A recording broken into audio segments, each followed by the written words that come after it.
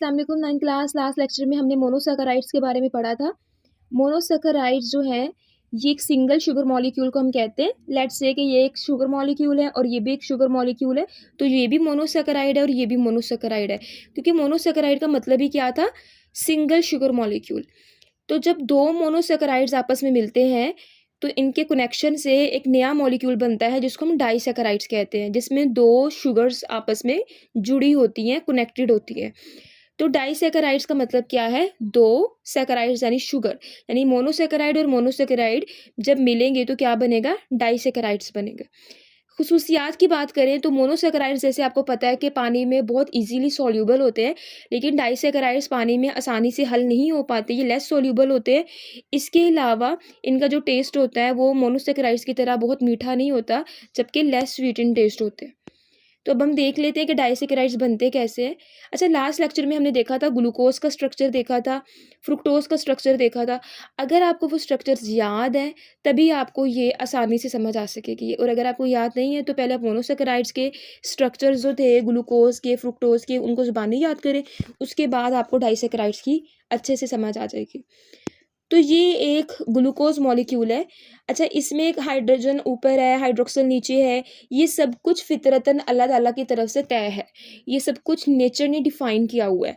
शुरू से ही ग्लूकोज का जो स्ट्रक्चर है वो ऐसा ही है और आपने इसको ऐसे ही याद करना है।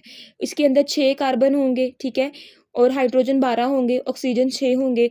तो आपने इसको, इनके हाइड्रोजन को, कार्बन को, ऑक्सीजन को, इनकी जो तादाद है ना उसको यहाँ से पूरा कर लेना है। लेकिन किस तरह से, किस कार्बन के साथ कौन सा हाइड्रोजन कहाँ पे अटैच है, ठीक है, ये सब फिक्स है। यही इसकी एक खास बनावट है। जैसे एक इंसान है ना, उसकी 2 बाजू हैं, 2 ही टांगे हैं, ये फिक्स हैं। तो इसी तरह ग्लूकोज को भी अल्लाह ने इसी तरह फिक्स बनाया है। तो आपने इसकी जो अरेंजमेंट है ना उसको याद कर लेना। तो अब यहाँ पे ना जो ग्लूकोज है इसने बॉन्ड किसके साथ बनाना है, फ्रुक्टोज के साथ। अच्छा, फ्रुक्टोज का जो लास्ट लेक्चर में मैंने आपको फार्मूला बताया था, बुक चाहे आप ओपन कर लें, तो फ्रुक्टोज का फार्मूला जो है ना उसमें आप देख सकते हो कि यहाँ पे ना OH है और यहाँ पे CH2OH है, जबकि यहाँ पे आपको कुछ और नज़र आ रहा होगा। एक्चुअल में ये फ्रुक्टोज ही है, लेकिन बस इसका फ़र्क ये है कि इसकी पोजीशन को चेंज किया हुआ है। यानी कि जो इसकी ये वाली साइड थी, जो इसकी राइट साइड थी ना, वो लेफ्ट साइड पे आ गई है और लेफ्ट वाली साइड राइट साइड पे आ गई है। क्यों ऐसा क्यों है? क्योंकि जब इसने ग्लूकोज के साथ बॉन्ड बनाना है, कनेक्शन बनाना है, तो इसको अपनी पोजीशन चेंज करनी पड़ेगी। बिल्कुल ऐसे ही जैसे अगर किसी के साथ आपने हैंडशेक करना है या सलाम लेना है, तो आपको अपना रुख ये तो नहीं होगा कि आपका मुंह उधर को है, दूसरे का दूसरी तरफ है और आप सलाम ले सको, ऐसा पॉसिबल नहीं है। तो सलाम लेने के लिए ज़रूरी है कि आप दोनों के बाजुओं का रुख एक दूसरे की तरफ हो। तो सेम इसी तरह ग्लूकोज के साथ फ्रुक्टोज ने बॉन्ड बनाना है, एक कनेक्शन बनाना है। इसके लिए ज़रूरी है कि फ्रुक्टोज का जो एक ख़ास पोजीशन हो, एक ख़ास ओरिएंटेशन या ख़ास रुख हो, जिसकी वजह से वो ग्लूकोज के साथ अच्छे तरीके से कनेक्ट हो सकेगा। ठीक है, तो जैसे कि जो OH है और CH2OH है, ठीक है, ये इस साइड पे था, लेकिन अब आप देख सकते हो जो इसकी ये वाली साइड है वो बुक पे इस साइड पर है और ये वाली साइड जो बुक पे थी वो इस साइड पर है। यानी सिंपल सी बात है कि ये ट्विस्ट कर गया, मुड़ गया है। ठीक है, तो जो कार्बन पहले 1 इस वाली साइड पे था ना, अब कार्बन 1 इस साइड पे आ गया है। सही है, तो अगर हम इसको ज़रा बड़ा करके देखें, जो कार्बन नंबर 1 है ना वो यहाँ से शुरू हो रहा है, CH2OH, यहाँ से कार्बन नंबर 1 है, ये कार्बन नंबर 2 है, और यहाँ पे कार्बन नंबर 3 है, 4 है, 5 है और 6 है। अच्छा, यहाँ पे जो कार्बन नंबर 1 है वो हम नीचे से शुरू क्यों करें, हम इसको भी तो कार्बन 1 कह सकते थे। उसकी वजह ये है कि जब हम इसी स्ट्रक्चर को सीधा बनाएं तो CH2OH पहले आता है और उसके बाद बाकी के C आते हैं, यानी कि ये फर्स्ट नंबर पे आता है। लेकिन जब हम इस रिंग को बंद करते हैं तो इसकी ये नीचे को चला जाता है। हालांकि जो कार्बन नंबर 1 है वो यहाँ से शुरू होगा और 2 जो है वो ये वाला कार्बन होगा, 3 ये, इसी तरह 4 यहाँ पे जो कार्बन है, 5 ये वाला कार्बन है और 6 ये वाला कार्बन है। तो होगा क्या कि ग्लूकोज जो है वो इस कार्बन नंबर 2 के साथ ही बॉन्ड बना सकेगा, इसी के साथ ही ये जुड़ सकेगा, इसीलिए इसका रुख जो है ना वो इधर को आ गया। खैर, मतलब इसको समझने के लिए अगर आपको फ्रुक्टोज का पहले से फार्मूला याद है या बुक आप सामने रख लें तो आपको ज़्यादा अच्छे समझ आ जाएगी कि किस तरह से हमने इसको बनाया हुआ है। तो होगा क्या कि जो ग्लूकोज का कार्बन नंबर 1 है और फ्रुक्टोज मॉलिक्यूल का जो कार्बन नंबर 2 है, अब फ्रुक्टोज का जो कार्बन नंबर 2 है यहाँ पे था हाइड्रोक्सिल ग्रुप OH, और कार्बन नंबर 1 पे यहाँ पे नीचे की तरफ था OH। अब ग्लूकोज का हाइड्रोजन और फ्रुक्टोज का OH ये आपस में कंबाइन करते हैं तो वाटर बन जाता है। जब वाटर बनेगा तो वाटर यहाँ से रिलीज हो जाएगा, वाटर निकल जाएगा। अब आप देखेंगे कि यहाँ पे इस कार्बन के साथ सिर्फ क्या रह गया, ऑक्सीजन रह गया, ठीक है, और इसके साथ कुछ भी नहीं है। यानी कि इसका जो बॉन्ड है अब वो इस ऑक्सीजन के साथ बन गया है। यानी कि अगर हम इसको बनाएंगे तो ये इस तरह से नजर आएगा कि इस जो बॉन्ड है ना वो ग्लूकोज और फ्रुक्टोज के दरमियान ऑक्सीजन के जरिए ये दोनों मॉलिक्यूल्स आपस में जुड़ गए हैं और वाटर जो है वो यहाँ से निकल गया है। अच्छा, बुक पे जो इसका बॉन्ड है ना वो इस तरह से बनाया हुआ है कि जो हाइड्रोजन जब निकल गया है तो जाहिर बात है ये बॉन्ड यहाँ पे और ऑक्सीजन यहाँ पे, और इसका जो बॉन्ड है वो इस कार्बन के साथ है तो इसको इस तरह से कार्बन के साथ जोड़ा हुआ है। तो आप चाहे तो इस तरह भी बना सकते हैं, ये भी सही है, या चाहे तो इस तरह भी बना सकते हैं तो ये भी ठीक है। एक्चुअल में शो यही करवाना है कि इन दोनों के दरमियान में जो है ना अब बॉन्ड बन चुका है। अब क्योंकि इनमें से वाटर निकल गया है तो जाहिर बात है कि अब इनका टेस्ट जो अब इनका स्ट्रक्चर भी चेंज हो जाएगा। यानी कि अब ये मोनोसेकेराइड नहीं रहेंगे बल्कि क्या बन जाएगा, डाइसेकेराइड्स बन जाएंगे। तो इनकी खुसूसियात भी चेंज हो जाएगी। यानी कि दो मोनोसेकेराइड्स मिलने से क्या बन जाएगा, डाइसेकेराइड्स बन जाएगा। अब यहाँ पे जब अगर तो ए ग्लूकोज और फ्रुक्टोज मिलते हैं तो जो नया डाइसेकेराइड बनता है ना उसको हम सक्रोज कहते हैं। यानी कि हम बहुत से डाइसेकेराइड्स होते हैं, उनके अपने अपने नाम होते हैं। तो इस डाइसेकेराइड का नाम क्या है, वो डाइसेकेराइड जो ग्लूकोज और फ्रुक्टोज के मिलने से बने उसको हम क्या कहते हैं, सक्रोज कहते हैं। अच्छा, इसी तरह से दो ग्लूकोज आपस में मिलेंगे। अगेन वही बात कि अगर आपको ग्लूकोज का फार्मूला याद है तो ये भी एक ग्लूकोज है, ये दूसरा ग्लूकोज है, तो दोनों ग्लूकोज को ड्रा कर लें आप। इसके बाद अब जो ग्लूकोज में कार्बन नंबर 1 है, क्योंकि 1 यहाँ से शुरू हो रहा है, इसी तरह से ये भी 1, ये 2, ये 3, ये 4, ये कार्बन नंबर 4 है, ये कार्बन नंबर 1 है। इनके दरमियान में अब यहाँ से हाइड्रोक्सिल का निकलना ज़रूरी है और यहाँ से हाइड्रोजन का, ये खास डिसाइडेड है। ऐसा नहीं हो सकता कि यहाँ से हाइड्रोजन निकले और यहाँ से हाइड्रोक्सिल निकले, क्योंकि इनका जब बॉन्ड बनना है तो ये डिसाइडेड होता है कि ये फिक्स होता है कि यहाँ से ही अगर हाइड्रोक्सिल निकलेगा और यहाँ से हाइड्रोजन निकलेगा तो वाटर बन जाएगा। अगर यहाँ से हाइड्रोजन निकलेगा तो इनकी एक खास एक स्ट्रक्चर होता है, एक खास एक रुख होता है, तो वो चेंज हो जाएगा। ठीक है, कार्बन 1 से OH का निकलना ज़रूरी है। अगर कार्बन 1 से हाइड्रोजन निकलेगा या सिर्फ ऑक्सीजन निकल आएगा तो जो नया मॉलिक्यूल बनेगा ना वो और बनेगा। तो यहाँ पे OH निकलेगा और H निकलेगा तो वाटर बन जाएगा। अब ज़ाहिर बात है यहाँ पे सिर्फ O रह गया था, तो यानी कि इनका जो बॉन्ड है वो ऑक्सीजन के साथ ये दोनों मॉलिक्यूल्स अटैच है। जिस तरह से यहाँ पे सारा स्ट्रक्चर बना हुआ है ना, ये सारा स्ट्रक्चर आपने सेम वैसे यहाँ पे पेस्ट कर देना है और ये वाला स्ट्रक्चर सेम यहीं पे पेस्ट कर देना है। बाकी सब सेम रहेगा, लेकिन बस फ़र्क सिर्फ क्या है कि यहाँ से वाटर रिलीज़ हो गया है और अब क्या बन गया है, डाइसेकेराइड बन गया है। तो सिंपल सी बात है, ये कोई इतनी मुश्किल स्ट्रक्चर्स नहीं है। अगर आपको पिछले लेक्चर्स में आपने ग्लूकोज का फार्मूला याद कर लेना है, फ्रुक्टोज का याद कर लेना है, जो पिछले लेक्चर्स में फार्मूलाज थे, जो स्ट्रक्चर्स थे, वो बस याद कर लेने हैं। उसके बाद डाइसेकेराइड्स को बनाना मुश्किल नहीं है।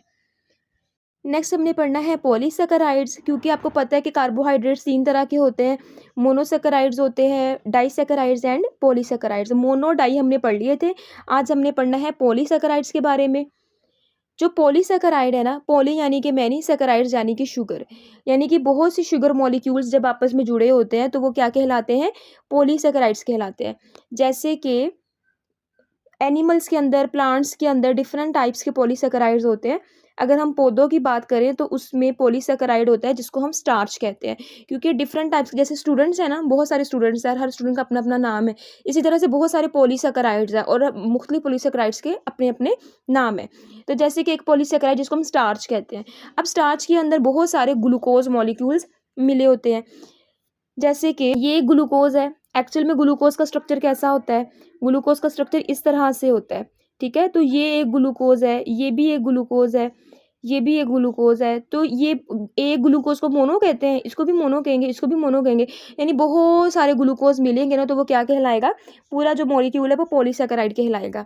तो आप देख सकते हैं ग्लूकोज ग्लूकोज ग्लूकोज आपस में मिले हुए हैं और ये मिलकर जो है वो पॉलीसेकेराइड्स बना रहे हैं। तो यहाँ पे जो स्टार्च है ना, ये 2 तरह से हो सकती है, ये ब्रांच में भी हो सकती है और ये अनब्रांच भी हो सकती है। ब्रांच से मुराद, जैसे आप देख सकते हैं कि ग्लूकोज मॉलिक्यूल्स मिलकर ये शाखें बना रही हैं, तो ये जो है ये ब्रांच्ड है। और यहाँ पे जो है ये बस ट्विस्ट हो गई है, लेकिन इनकी शाखें नहीं है, तो ये स्ट्रेट में है। तो ये दोनों ही स्टार्च जो है इसकी किस्में हैं, तो ये दोनों ही पॉलीसेकेराइड्स हैं, और ये पॉलीसेकेराइड्स प्लांट्स के अंदर होती हैं। अच्छा, प्लांट्स के अंदर ये कब बनती हैं? देखिए, पौधे जो होते हैं ना, पौधे खुराक तैयार करते हैं, उसको हम ग्लूकोज कहते हैं, यानी ग्लूकोज तैयार करते हैं, पौधे उस ग्लूकोज को इस्तेमाल कर लेते हैं। अब जितना भी एक्स्ट्रा ग्लूकोज होता है, यानी ग्लूकोज ग्लूकोज जितने भी एक्स्ट्रा ग्लूकोज है, उनको वो इकट्ठा करके जमा कर लेंगे, क्योंकि वो एक्स्ट्रा है। तो वो जो एक्स्ट्रा ग्लूकोज है ना, उसको हम क्या नाम दे देंगे? स्टार्च का। यानी कि प्लांट्स के अंदर जो एक्स्ट्रा ग्लूकोज है उसको हम क्या कहेंगे? स्टार्च। इसी तरह से एग्जाम्पल में अगर हम बात करें, या टाइप्स भी हम कह सकते हैं, इनको हम एग्जाम्पल्स भी कह सकते हैं।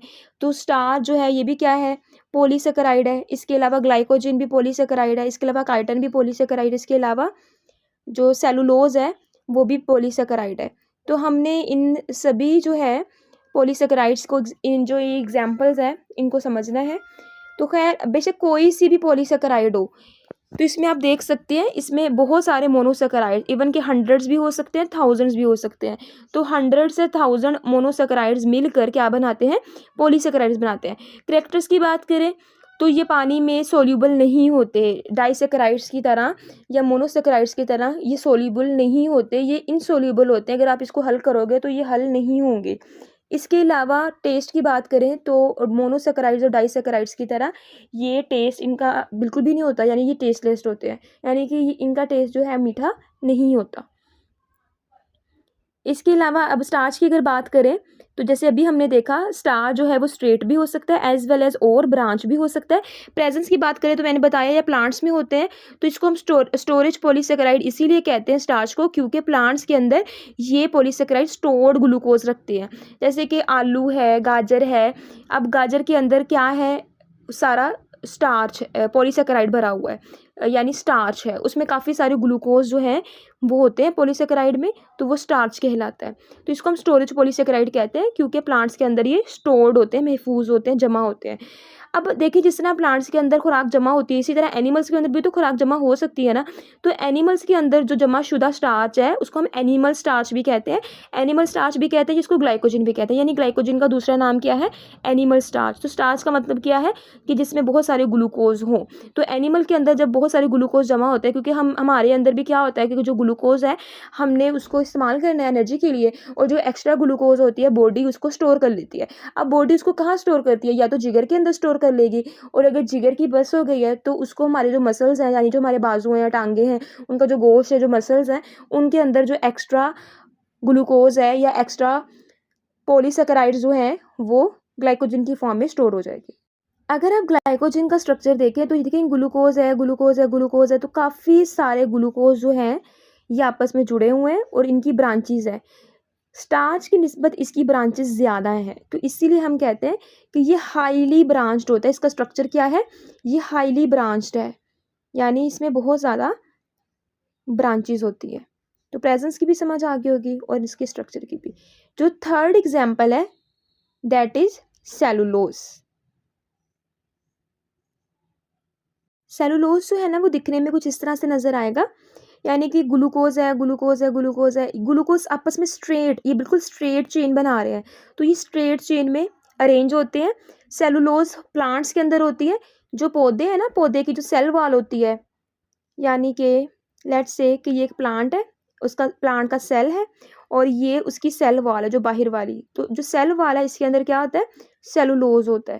तो इसके स्ट्रक्चर में आपने देखा बहुत सी स्ट्रेट चेन्स होते हैं ग्लूकोज की। यूनिट ग्लूकोज यूनिट यूनिट कहते हैं एक ग्लूकोज को, और ये बहुत सारे ग्लूकोज मिलके स्ट्रेट चेन बना रहे हैं, सीधी चेन बना रहे हैं, और ये किस में पाई जाती है? प्लांट्स की सेल वॉल में। लास्ट एग्जाम्पल जो अभी हमने पढ़नी है दैट इज काइटन। काइटन जो है ना वो सेलुलोज की तरह ही होती है, यानी कि जिस तरह से ये आपको सेलुलोज नज़र आ रहा है ना, यही बिल्कुल सेम इसी तरह से काइटन होगी, बट इसको थोड़ा सा अगर हम चेंज कर लेना तो वो क्या बन जाएगी? काइटन बन जाएगी। यानी काइटन के अगर स्ट्रक्चर को आपने डिफाइन करना है तो आप कहेंगे इट इज़ अ मॉडिफाइड यानी बदली हुई फॉर्म है किसकी? सेलुलोज की। प्रेजेंस की बात करें तो काइटन जो है फंजाई एक ऑर्गेनिज्म है, उसकी जो सेल्स हैं उनकी वॉल के अंदर, उनकी दीवारों के अंदर जो है काइटन होती है। इसके अलावा जो कीड़े मकोड़े हैं, इंसेक्ट्स हैं, उनका जो बाहर एक्सो कहते हैं बाहर स्केलेटन ढांचा, उनका ढांचा जो बाहर लगा होता है अब कौन सा ढांचा उनका बाहर लगा होता है, यानी अगर आपने देखा हो कीड़े मकोड़े जो हैं उनकी बाहर जो एक स्मूथ सी शाइनी सी सरफेस होती है, उनका हेड बड़ा चमक रहा होता है, शाइनी होता है, तो वो जो बाहर से एक शाइनी सरफेस आपको दिख रही होती है, एक्चुअल में वो उनका ढांचा होता है, स्केलेटन होता है, जो कि किससे मिलके बना होता है, काइटिन से मिलके बना होता है। तो इसके अलावा जो कॉकरोच है उसके बाहर भी आप देख सकते हो वो काइटिन लगी होती है, वो काइटिन एक्चुअल में उस कीड़े को प्रोटेक्ट करती है, बचाती है। इन केस अगर अचानक से मेरा पाँव आ जाए तो वो कीड़ा थोड़ा सा लड़खड़ा के वो दोबारा से चलना शुरू कर देता है, क्योंकि जो उसके बाहर हार्ड एक लेयर है वो उसको हिफाजत दे रही है। तो एक्सोस्केलेटन इंसेक्ट्स का क्रैब्स और लॉबस्टर्स जो हैं ये केकड़े वगैरह जो होते हैं उनको हम कहते हैं। तो आप इनकी गूगल में तस्वीरें भी देख सकते हो, क्रैब्स और लॉबस्टर्स को सर्च करके। तो इनके ऊपर जो बाहर वाला ढांचा होता है वो भी किससे मिलकर बना होता है, काइटिन से मिलकर बना होता है। तो ये था सारा पॉलीसेकेराइड्स के बारे में। अच्छा, अब यहाँ पे ना अगर हम इसको देखें तो एक्चुअल में ग्लूकोज ना इस तरह से बना होता है, इस तरह से ग्लूकोज होता है। हम पीछे इसका स्ट्रक्चर भी पढ़ चुके हैं, इस तरह से बना होता है। लेकिन क्योंकि हमने ये ज़्यादा बनाने हैं तो जल्दी में आप इस तरह इसको गोल भी बना सकते हो, इस तरह भी ठीक है, इस तरह भी ठीक है।